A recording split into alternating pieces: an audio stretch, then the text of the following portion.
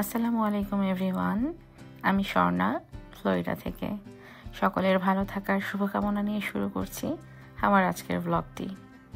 এই ভিডিওটি যখন আমি করছি তখন জানুয়ারির 4 তারিখ সকাল। আজকে সকালটা বেশ ভালো ছিল, রোদ ঝলমলে, কিন্তু বাইরে বেশ ঠান্ডা। এর মধ্যে আমি একটু বাগানে গিয়েছিলাম দেখতে গাছগুলোর কি অবস্থা। তো লাউ গাছটা বেশ ভালোই তরতাজা মনে হচ্ছিল দেখে।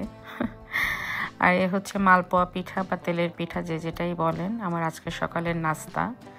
দুপুর নাগাদ দেখছিলাম আম্মু কিছু আম রোদে শুকাতে দিয়েছিল, আচার করবে। আর এইটা মিষ্টি কুমড়ার শাক, যেটা আমাদের বাগান থেকে নেয়া। তো বিকেল নাগাদ মেয়েকে নিয়ে একটু হাঁটতে বের হয়েছিলাম। বাইরে বেশ ঠান্ডা হলেও ভালো লাগছিল হাঁটতে। আমার মেয়েও বেশ এনজয় করছিল, ও বাইরে যেতে পছন্দ করে, আমি আগেও বলেছি। আমিও চেষ্টা করি ওকে নিয়ে যেতে। তো এখানে খুব সুন্দর একটা মুহূর্ত, আমার বাবা নামাজ পড়ছিল, এর মধ্যে আমার মেয়েটা দৌড়ে এসে নানাকে জড়িয়ে ধরেছে, মাশাআল্লাহ। আর তার এন্টারটেনমেন্টের জন্য তো বাসায় কোনো কমতি নেই। তার নানা নানি যে দিক থেকে পারে, যেভাবে পারে, তাকে সারাক্ষণ এন্টারটেন করতে থাকে। এখানে তারই একটু ঝলক। এর মধ্যে আমার হাজব্যান্ড বাসায় চলে এসেছে। আমার মেয়ে তার বাবাকে পেলে ভীষণ খুশিতে অস্থির হয়ে যায়, মাশাআল্লাহ। ওদের বাবা মেয়ের বন্ডিং আসলেই আমি যখন দেখি আমার এত ভালো লাগে। ওর বাবাকে কাছে পেলে ওর চোখে মুখে অন্যরকম একটা আনন্দ কাজ করে। আমি সবসময় বলি, ইলমা আমার কথা না শুনলেও তোমার কথা ঠিকই শোনে, তুমি যা বলো ঠিক সেভাবেই তা ফলো করে। তো এই তো, এটা আজকের এই সন্ধ্যের একটা মুহূর্ত ছিল। ওর বাবা ল্যাপটপে কাজ করছিল আর মেয়ে কোত্থেকে দৌড়ে এসে ল্যাপটপ নিয়ে এখন খেলবে।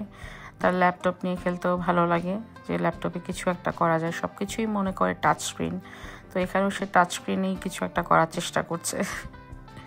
বাইরে এত বেশি ঠান্ডা পড়ে গিয়েছিল মেয়েকে, তাই ঘরের ভেতরে এরকম একটা ব্ল্যাঙ্কেটের মতো জ্যাকেট পরিয়ে রেখেছি। বাচ্চাটার এমনিতেও শরীরটা বেশি ভালো না আজকাল, ঠান্ডার কারণে একটু সর্দি লেগেই আছে। তো আজকে রাতে একটু ডিফারেন্ট কিছু খেতে ইচ্ছা করছিল। আগে আমি প্রায় সময়ই দেখা যেত বাসায় নিজেই বার্গার, পাস্তা, পিৎজা এগুলো বানাতাম। আমার হাজব্যান্ড আর আমি দুজনেই এইসব ধরনের খাবারগুলো পছন্দ করি।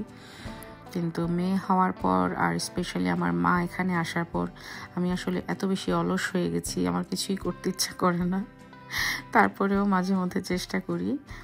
তো আজকে এখানে আমি চিকেন স্লাইডার করব।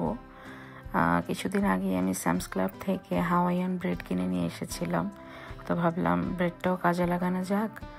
আর অনেক দিন এমন কিছু করাও হয় না, ভালোই হয়তো হবে। তো এখানে আমি এক পিস চিকেন ব্রেস্টকেই চাকু দিয়ে ভালো করে কিমা করে নিচ্ছিলাম। বাসায় যদিও ফুড প্রসেসর আছে, বাট সেটা বের করো, ধুয়ে আবার ইউজ করো, ইউজ করার পর আবার ধুয়ে রাখো, এটা আরেক প্যারা মনে হয় আমার কাছে। তাই হাত দিয়েই আমি চিকেন ব্রেস্টগুলোকে কিমা করছিলাম। মিন টাইম এটা একটা টিপস, যদি কারো কাজে লাগে। অনেক সময় চাকু মনে হয় যে ধার নাই, তখন হাতের কাছে এরকম সিরামিকের কোনো মাগ থাকলে সেটাতে এভাবে একটু ধার করে নেবেন, কাজ হয়ে যায় কিন্তু খুব ভালো। তো এখানে প্রথমে আমি কড়াইতে পেঁয়াজ কুচি দিয়েছি, তারপর একটু আদা বাটা দিয়েছি, তারপর চিকেন কিমাগুলোকে ঢেলে দিয়ে ভালো করে নেড়ে চেড়ে নিচ্ছিলাম।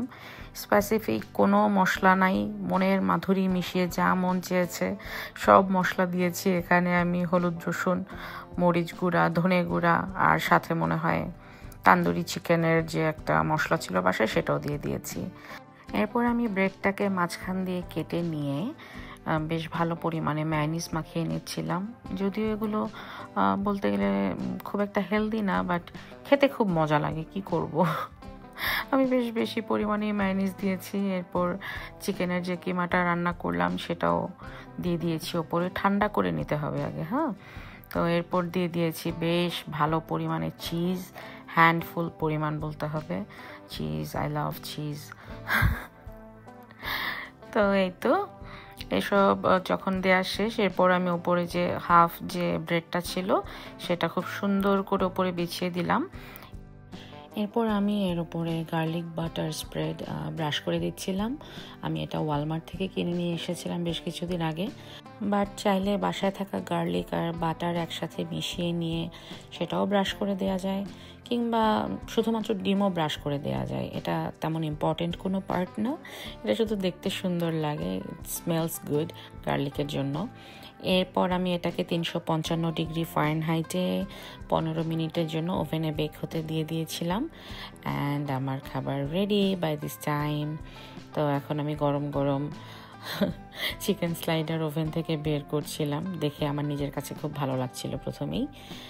এরপর একটু ঠান্ডা হওয়ার অপেক্ষা করে আমি একটা বান টান দিয়ে বের করলাম, and it looks yum, it was yum actually. তো যাই হোক, এই ছিল আমার সোজা সাপটা ফাঁকিবাজি একটা রেসিপি, আর এই ছিল আমার আজকের মতো ছোট্ট একটা ভ্লগ। সবাই প্লিজ আমার পরিবারের জন্য দোয়া করবেন, আর নিজেরাও সবাই ভালো থাকবেন, সাবধানে থাকবেন। দেখা হবে নেক্সট কোনো ভ্লগে। Till then, by.